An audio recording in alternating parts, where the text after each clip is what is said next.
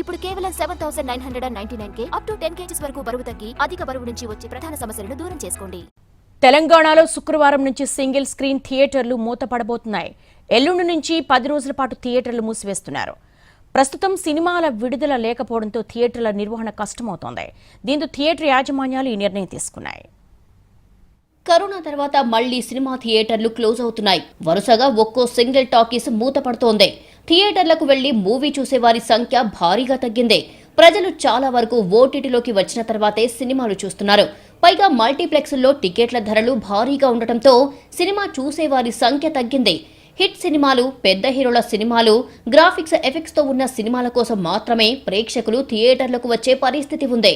ఇక సాధారణంగా వేసవి సెలవుల్లో చాలా సినిమాలు విడుదలవుతుంటాయి. పెద్ద పెద్ద హీరోలు కూడా సమ్మర్కు సినిమాలు విడుదల చేస్తూ ఉంటారు. దీంతో థియేటర్లు ప్రేక్షకులతో కిటకిటలాడేవి. కానీ ఈ ఏడాది అలాంటి సందడి లేదు. ఈ సమ్మర్లో పెద్దగా సినిమాలు విడుదల కాలేదు. మరోవైపు ఏపీ, తెలంగాణలో ఎన్నికల కారణంగా చాలా సినిమాల విడుదల వాయిదా పడింది. ఈ సమ్మర్లో చిన్న చిన్న సినిమాలు తప్ప పెద్ద సినిమాలు ఎక్కువగా రాలేదు.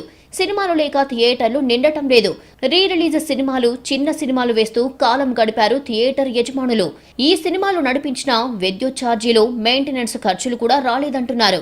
ఇది వర్కౌట్ కాకపోవడంతో థియేటర్లను మూసేయాలని నిర్ణయించారు. పైగా మే నెలాఖరి వరకు కొత్త సినిమాల విడుదల లేకపోవడంతో తాత్కాలికంగా థియేటర్లు మూసివేయాలని నిర్ణయించారు యజమానులు. సింగిల్ స్క్రీన్ థియేటర్లు మూసివేస్తుండగా మల్టీప్లెక్స్ల్లో తెలుగు, హిందీ, ఇంగ్లీష్, హాలీవుడ్ చిత్రాలను నడపనున్నారు.